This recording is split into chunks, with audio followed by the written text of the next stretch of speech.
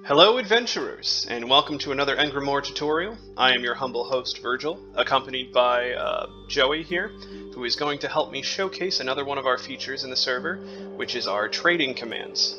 These commands are very useful because they streamline the process of players being able to transfer items to and from each other, as well as exchanging items for gold. So let's jump right into it.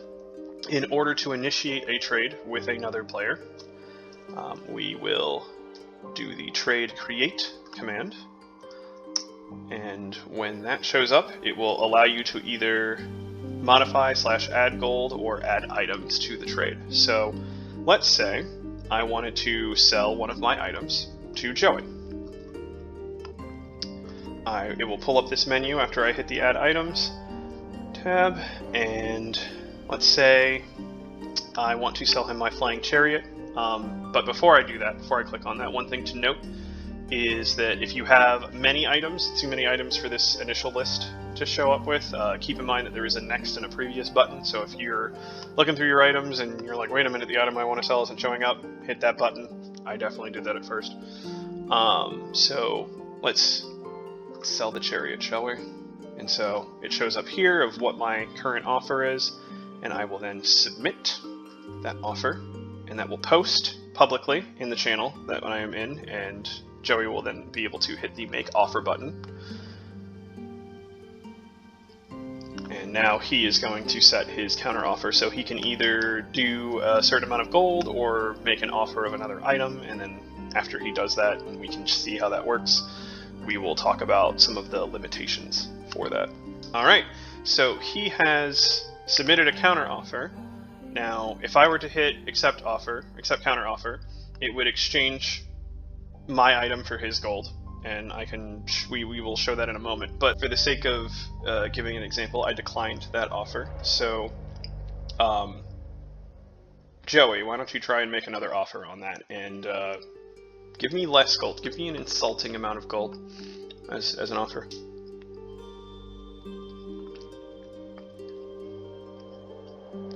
So as you can see, Joey attempted to give me 2 gold for a rare item, and our system has a set value, upper and lower set value based off of the item. And the way that works right now in base is it's 35% either way. So you can go 35% below what the item's value is as an offer, and you can also offer up to 35% more than what the item's offer is.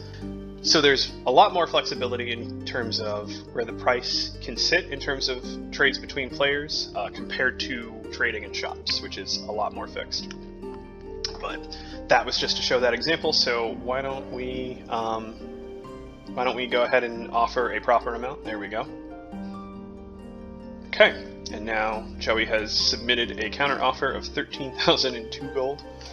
So let me go ahead and accept that. Obviously, if I hit decline, it'll decline the offer like it did last time. Trade is completed and accepted. So let's just make sure everything traded correctly.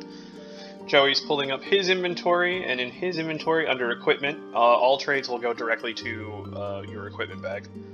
He now has the flying chariot in his inventory, and if we look at Virgil's dashboard, he also has less gold. He had about 40, I think, beforehand.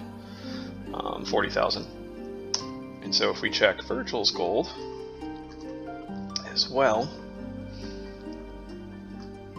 now Virgil has 13,000 because I had 400, just for the sake of this example to make sure that we didn't run into gold issues. I now have 13,000 and some odd more than I did before. So that trade happened successfully.